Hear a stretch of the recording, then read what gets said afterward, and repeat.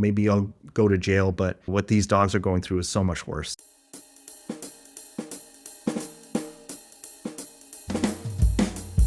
Welcome to the Hen Report. This is Jasmin Singer. This is Mariann Sullivan. And this is such an exciting Hen Report episode for us, and you'll know why in just a second. But before we get to that, just a quick reminder, this is part of Our Hen House, and the Our Hen House podcasts come in multiple installments throughout your week. Rising Anxieties Tuesdays, the Hen Report, which is this, on Thursdays, and the long form interview is on Fridays. Bonus content for Flock members comes out on Mondays. Don't forget that we're a podcast and we're on YouTube. So hit subscribe, hit like, hit comment, don't hit comment, leave a comment. And that would be great. We would really appreciate that. Okay, enough about that. We are so excited because we have a wingman with us today. And that wingman is our friend Adam Durand.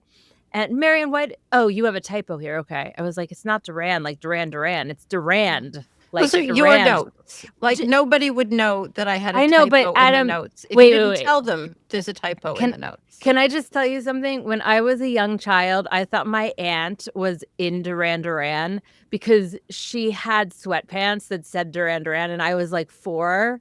Adam, do you remember what Duran from your early childhood as well? That was a nickname when I was a kid. A lot of people call me that, especially older people. Yeah. Like you, Jasmin. Like no, you. Adam and I, same age. Adam and I are the same age. I mean now. Although now. I'm far more mature. mature. You would do now. Okay. That's what you just did do now. Okay. I don't know why you think these episodes are too long, Mariann. I don't. Adam Durand of Duran is here with us today. Half of that statement is true. Adam was here before on episode 847, and if you saw that, you know all about his long, badass history as a pioneer in open rescue, particularly for his 2005 rescue mission into a Wegmans egg farm, for which he spent 35 days in jail before being released by an appellate court. He's done a lot of other types of advocacy and is a lead caregiver at Mockingbird Farm Sanctuary. But most recently, and what we particularly want to talk about today, he participated in the recent Ridgeland rescue. And he's here to tell us about that and about what is next. Welcome to the Hen Report, Adam. Thank you so much for having me. We're thrilled to have you. I just want to say before we start, on the podcast, we've already gone into the long, tortured, complicated legal story of what led up to the Ridgeland rescue. I actually spoke about it briefly on last week's Rising Anxieties, and I don't want to dwell on that because I don't want to keep repeating myself. But just as some background, we're talking currently about the 2,000 dogs who are being, I guess it's 1,978 dogs who are being held in small cages in these huge warehouses in rural Wisconsin, awaiting their sale to researchers where they will be tortured. And there are all these court precedents indicating that Ridgeland is guilty of illegal cruelty. There was quite a success in the courts. That they're required to go out of the supply business, the business of supplying dogs to researchers.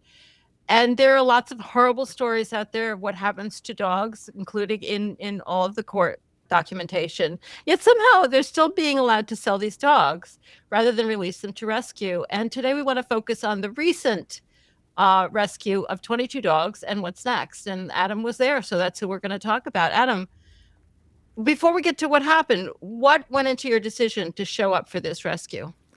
Well, it all started when Wayne Xiong called me, which a lot of my bad ideas come from that.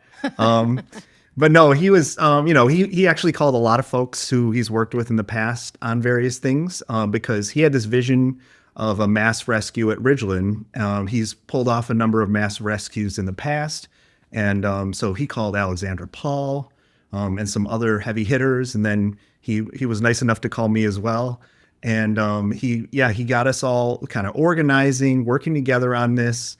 And we were recruiting amongst like activists in the Wisconsin area. And we also brought some folks in. So we ended up with 100 people who were willing to walk onto the property, not this immediately past Sunday, but the Sunday before. So that was March 15th.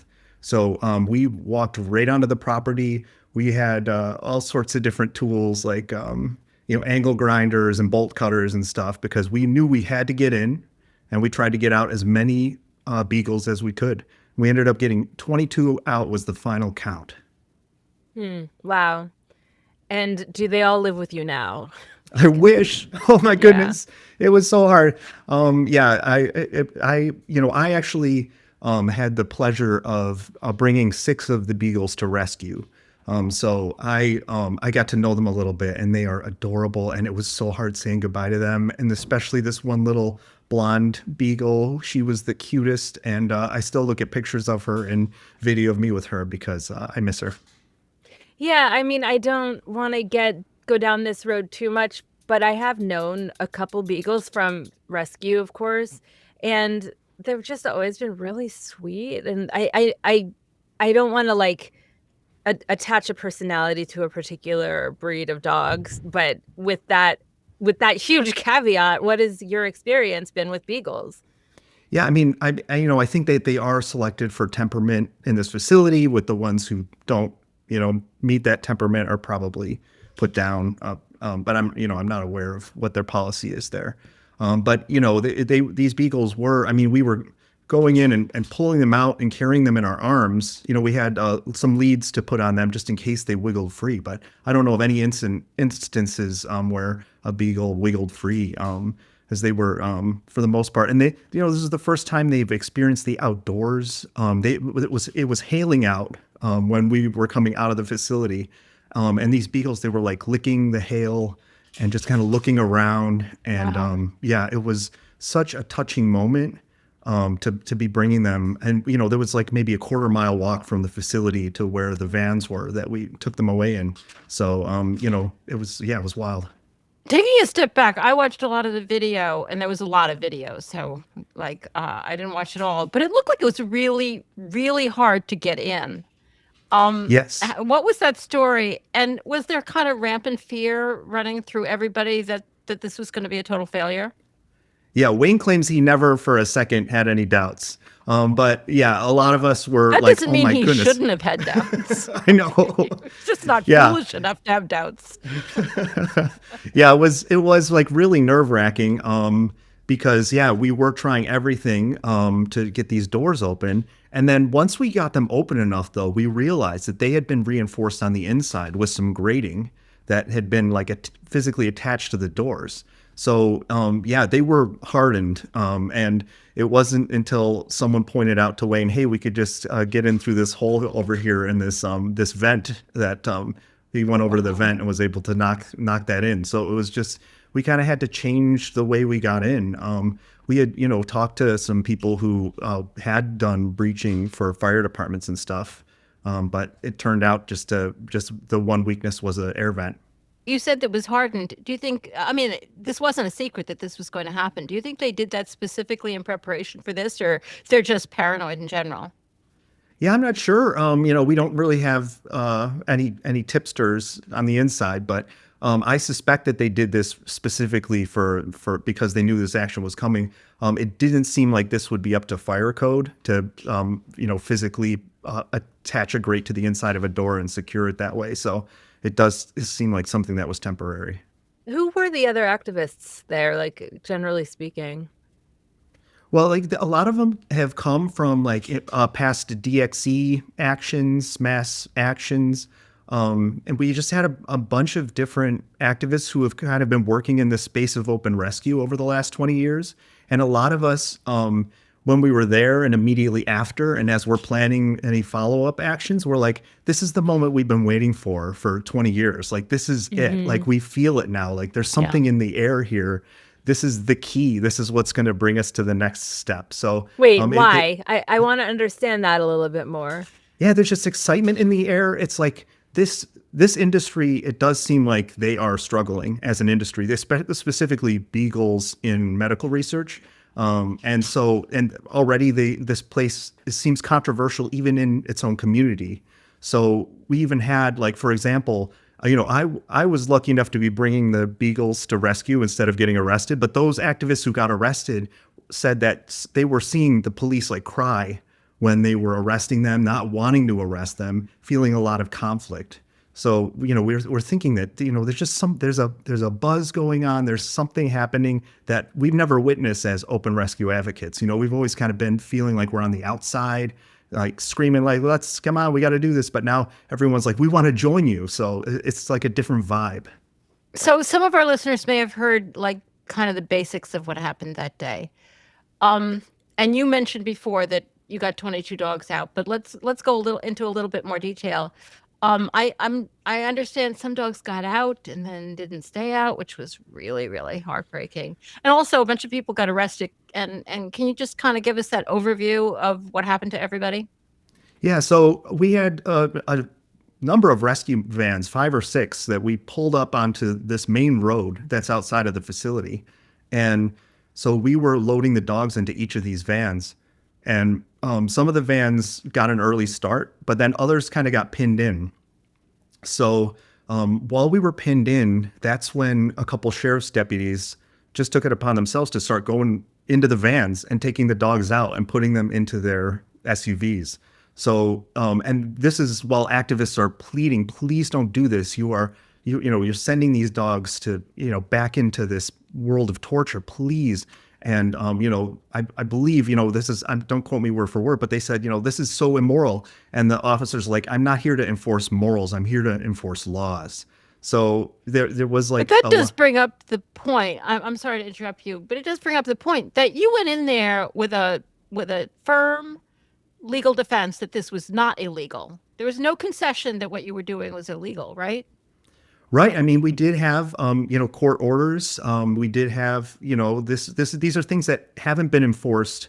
There wasn't, and you'll have to talk to the legal scholars instead of me. But to my understanding, there was a special prosecutor assigned to the case, and he made a deal with the facility that, if you stop selling your dogs by sometime this summer, June, July, then we won't press criminal charges. And so that was like a deal that they made to avoid any criminal liability. So we just think that that's a ridiculous deal because, they can still do whatever they want up until then. They could do whatever they want to these dogs after they're no longer allowed to sell them. If they've been, if there is a pattern of abuse and neglect in the history of this company, you would hope that they would enforce the laws and get these beagles to safety, just as, if any one of us were doing the same thing to a beagle. So it's very frustrating. And, we did have all the legal documents with us. Each team lead was ready armed to make the case to law enforcement. And, some of them did seem very conflicted, but others were just like, they just said, we're going to take these beagles back. They just see that as the order of things, that these beagles were taken out of the facility. We got to get them back into the facility. It is very heartbreaking to see that footage. It is a big motivation of why we're going back. So I don't want to step too far away from the arrests for just a second. Like and pardon my ignorance here, I'm not the legal scholar on the call right now. But like where do those arrests stand currently? So there were somewhere like 25 to 27 activists who got arrested. So initially, the law enforcement just wanted to cite the activists, and they said, we're just going to give you basically a traffic ticket. You could be on your way. But these activists were like, no, we want to be arrested. If you're not going to enforce the law against this place, we're going to stay here until you get these beagles out alongside of us. So it was kind of like a moral stand that they were not going to leave until they were, brought away. And so that's what happened. And then 5 activists, including Wayne and Alexandra, were held for 2 nights, but the rest were just released same day. And I assume the charges are still pending and yet to be worked out? Yeah, as far as I understand it, the district attorney hasn't filed any official charges yet. So they're still deciding how to move forward with the case, if they will. So yeah, we're kind of waiting to see how that shakes out. And what about the dogs who you did get out? I want to ask where they are, unless it's not a secret, but I assume it is. But are they in a safe place? And is there fear that they're going to try to get them back? There is some fear. There's always a little bit of fear that will happen. It's just interesting. Once you do get the dogs out, like it's like they suddenly now they're beings. They're not just objects in a facility. Yeah. So it is a lot harder to get them back. And so I believe it's all anonymous. Like, they have been adopted out to in forever homes, and there is some separation between us as activists and the knowledge of Yeah. exactly where the dogs Yeah. are, for good reason. But Yeah, no, they don't want anybody who doesn't need to know exactly where they are. That makes total sense.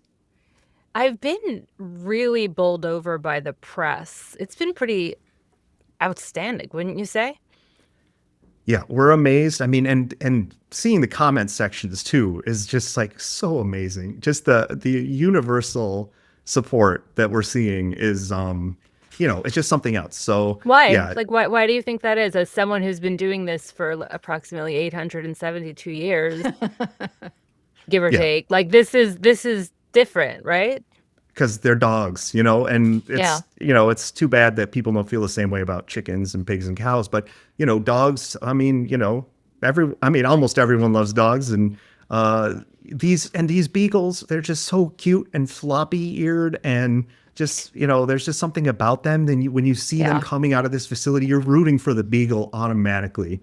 And there's just nothing like it. So Yeah, it would be great if you could have pulled this off with pigs or chickens and had the same reaction. But we're just talking about strategy, and I mean, they're worth getting out, obviously, for themselves because of who they are. But also, I've always thought that the dogs are the linchpin.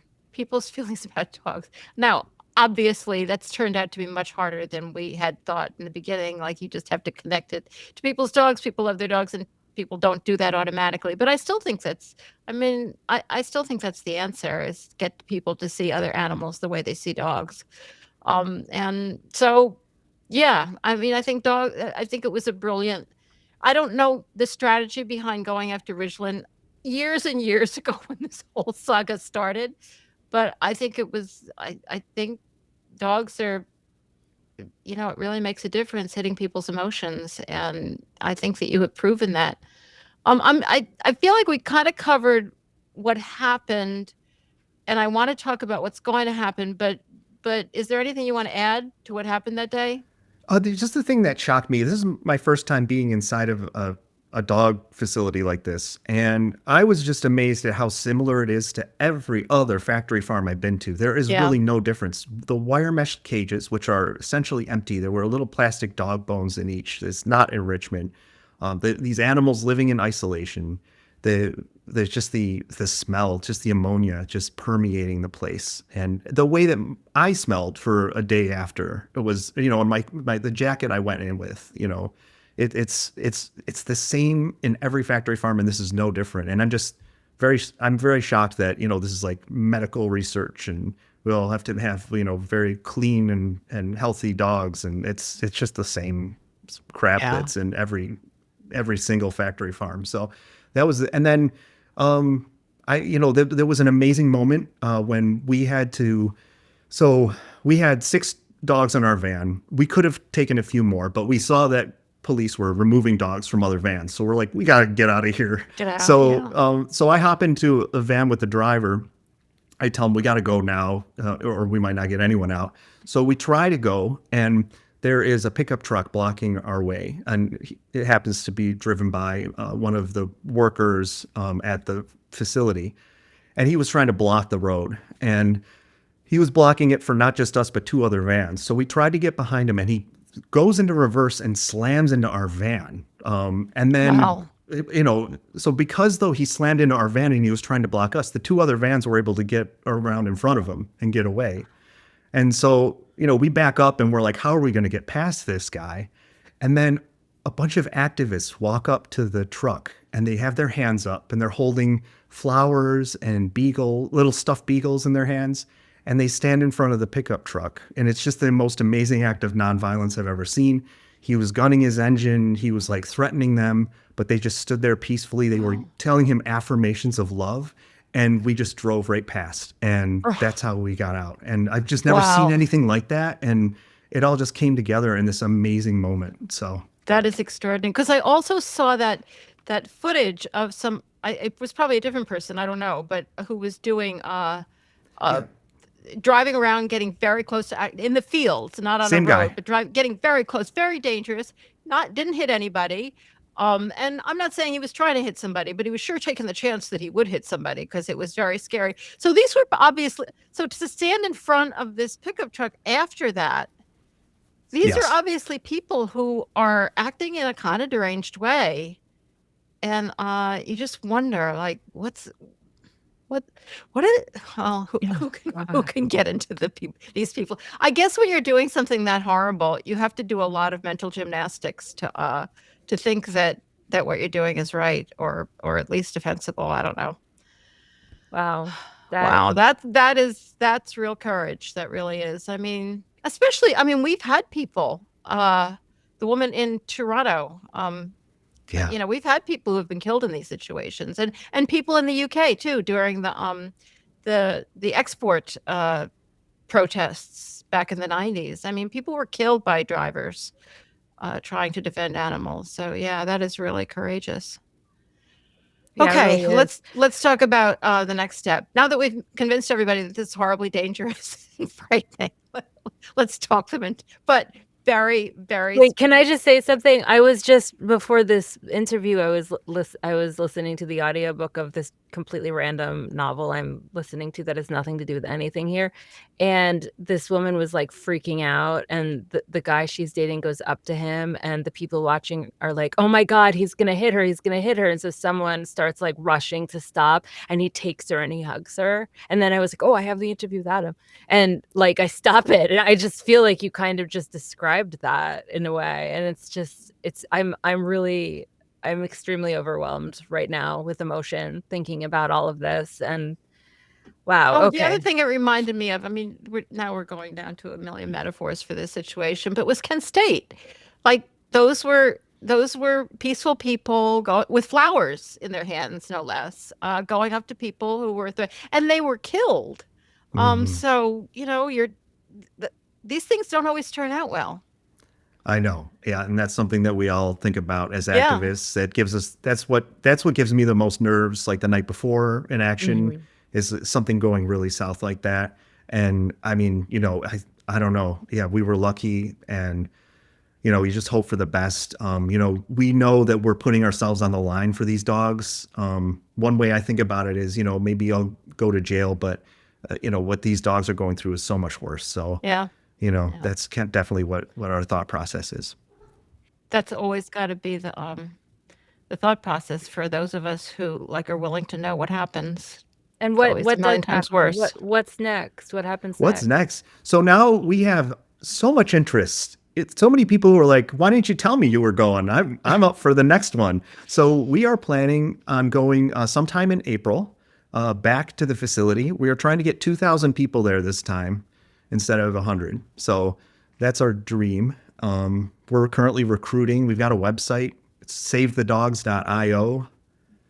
So check that out. And so basically, if you sign up, we'll put you into some legal briefings, explain the situation, and then get you kind of into small groups. We're trying to organize this so that there's kind of like a hierarchy, but it's mainly a lot of groups working together, because trying to get 2,000 people on the same page is going to be pretty tough. So we got a lot to plan and a lot to come together, and we're going to announce the date probably today. I'm suspecting it's going to be April 19th is the day we go back to the facility. Okay. So, and that's in Madison, Wisconsin. April 19th, the Battle of Lexington and Concord.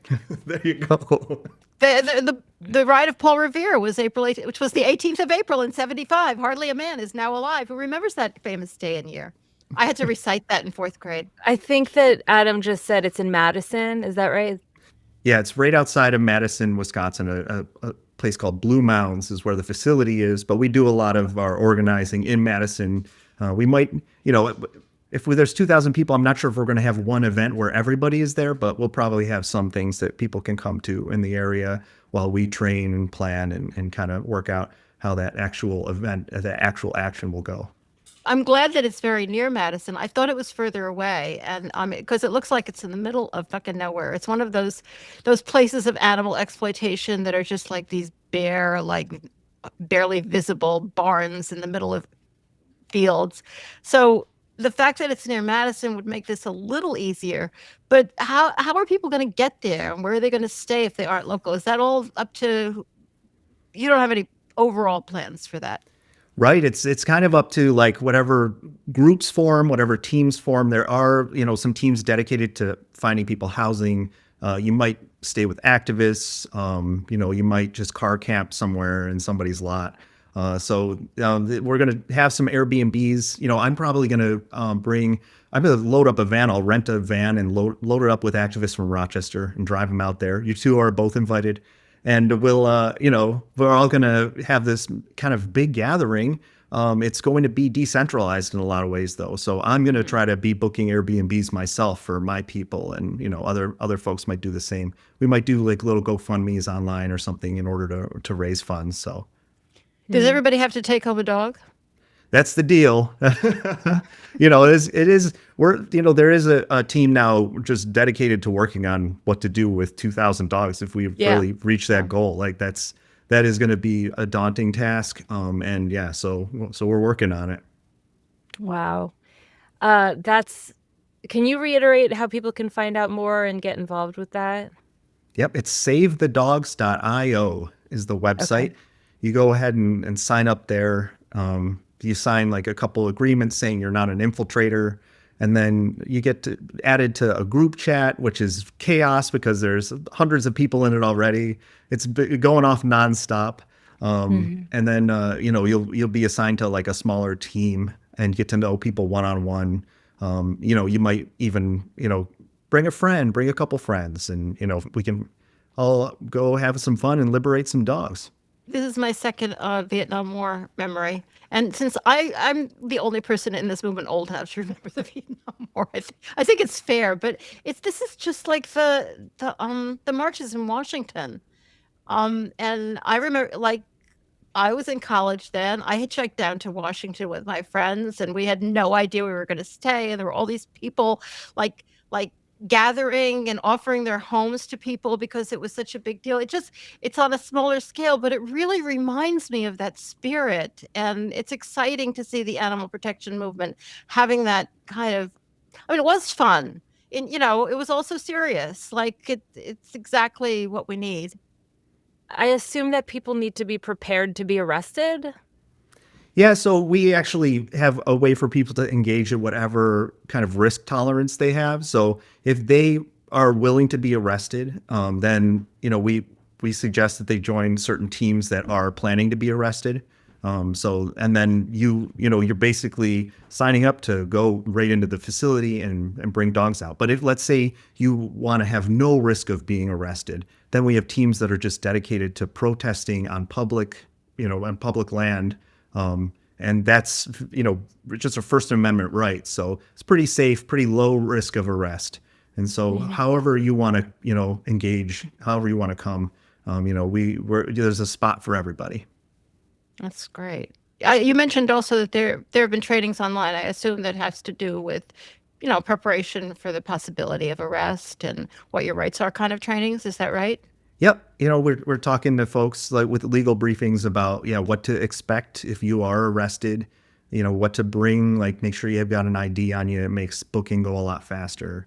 What to do about cell phones or, how to talk to police and, all those sorts of different aspects of, what we're doing. Are you hoping for a negotiated settlement? And if so, what would that look like? I mean, it would be incredible if there was some sort of announcement that the dogs are all getting adopted out. That could, and it probably won't. It probably won't have anything to do with us directly. It'll be because of this pressure that we're putting out. But I don't think we're going to have a direct negotiation with this company. But they might make an agreement with the state or with maybe an animal rescue. We'll surrender our dogs. We'll shutter our business. That's the dream. Or maybe there'll be a district attorney intervention, or the governor or, somebody else at whatever level in the government. So. Yeah. Will you keep us posted? I will. I will. Okay. One thing I remember hearing somebody say online, because I watched so much footage, so it was all a little confusing, but I'm just going back a minute here. But I imagine most of the people who are listening, our audience is mostly vegan animal rights activists, but not everybody there was, right? I mean, they cared about animals, but some of them were dog people. I mean, it was really an opportunity to bring people together, wasn't it? And I hope it still is. Yeah, it definitely was. And we had to kind of moderate our own internal chats to make sure that people weren't getting into some vegan versus non-vegan arguments and stuff. Because there is just a wide range of people who come to these events who are standing up for dogs. And I think that's great. Yeah. We all got along great, and everyone had that same passion to rescue these dogs. So the day of the action, there was no difference between vegans and non-vegans on the ground. And I just think that's wonderful. Yeah. And that's how you build a movement. Yeah. That's the bigger tent. Yeah. All right. Well, Adam, thank you so much for all that you're doing, and definitely keep us posted. I know we didn't answer when you said we were invited. And I mean, Adam, I have to go to the bathroom like every other hour, so you'd have to stop the van constantly. I don't know whether it's in the cards. A fair number Also, of us. it was possible for me to bring my 17-year-old blind and deaf dog. Who's I have car nobody to phobic? take care of her because I'm thinking about it. But obviously, there are some roadblocks for me. so to speak. I was, Well- I was, 19 during those demonstrations about the war. It's different. But I'll definitely take a Beagle, though. I All right, definitely will. sounds good. I might have a van full of them when I get back. So I want to take one too and name him Adam. Your wife would kill you. I know, but Jasmin. I might be, by naming the dog Adam, might push her over because it's like one of Oh, her true, closest friends' true. names. It's a girl, you could name her I'll Eve. just continue to name her Adam. Why not? All right. Well, thank you.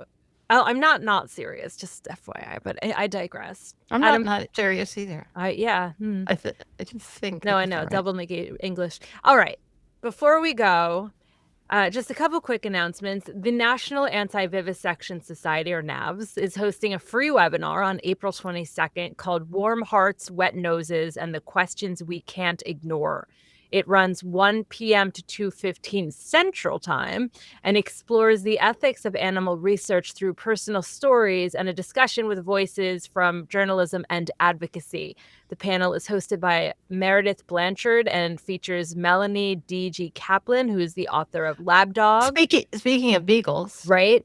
And Madeline Krasno of Justify and Lauren Stein of the International Foundation for Ethical Research. Melanie and Maddie have both been on our Hen House, of course, and we encourage you to check out those episodes. You can find the registration link to the webinar in our show notes. And I know you have another announcement, Mariann. Yeah, no, this is about the Regan Fellowship. You're invited to apply for the annual Tom Regan Research Fellowship, a $5,000 stipend, and it's to conduct research in the animal rights and animal welfare archives at North Carolina State University. So you get to go to North Carolina State University. And at North Carolina State was where Tom Regan, who was the founder of CAF, which I can't remember what that stands for, taught philosophy for 34 years. And this is this repository that was put together. It began with his own archive in 2003. It's now one of the most extensive archives about animal rights in the Western Hemisphere. And this is the 8th fellowship that they've given, and previous researchers have been scholars in anthrozoology, history of science, gender studies, and philosophy. So that is a huge opportunity, $5,000, just to go to North Carolina and look through archives. So I guess you have to produce something with them, but the deadline is April 30th. So if that's your bag, I suggest checking it out. And it's the Culture and Animals Foundation. Culture and Animals Foundation. I'm sorry. Yeah. That's okay. They do really great work. So we'll have a link to that in our show notes as well. And for those of you who are listening to this or watching it or feeling it, whatever, thank you for being there. Rising Anxieties comes out on Tuesdays, the Hen Report on Thursdays, the long form interviews on Fridays, bonus content for Flock members comes out on Mondays. We're a podcast, we're on YouTube, we're everywhere. And thank you so much for sticking on with us today and learning about all of the incredible work that our wingman Adam is doing today. Adam, thank you again so much. Yeah, thanks, Adam. thank you so much, ladies.